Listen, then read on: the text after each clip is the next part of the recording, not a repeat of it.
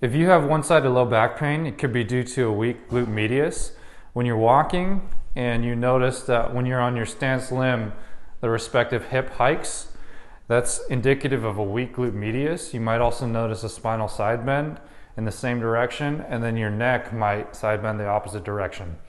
So when you assume this posture constantly, you're compressing the facet joints on the right side, which may be irritating the nerve roots that send signals to your leg, and you may perceive that as like a sharp shooting pain.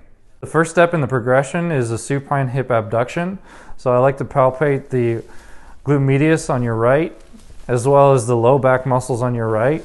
And I want you to relax your hip and simply bring your right leg out until you feel this fire. And I want you to completely relax your low back muscles. So we're only using the glute medius, or the side glute, so to speak, to bring the leg out about 20-30 degrees. If we overdo it, we'll notice that the right hip will hike and the right low back muscles will turn on. So really try to relax your right low back muscles and turn on your right glute medius. Once you feel like that becomes pretty easy, I like to do a closed chain exercise that's more functional. So if the right side is affected, I'm going to have you spread the stance, feet forward, and I want you to shift your hips to the left while bending your left leg and then squeezing your right glute medius as you shift. Again, try not to use the low back muscles, just shift your hip. Everything up top should not be moving. We're just shifting the torso as a single entity while squeezing that right glute medius.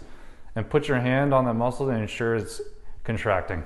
Once we have that down, we can practice walking while engaging that muscle. So every time you're on your right foot, try to keep that muscle firing such that your right hip does not come up.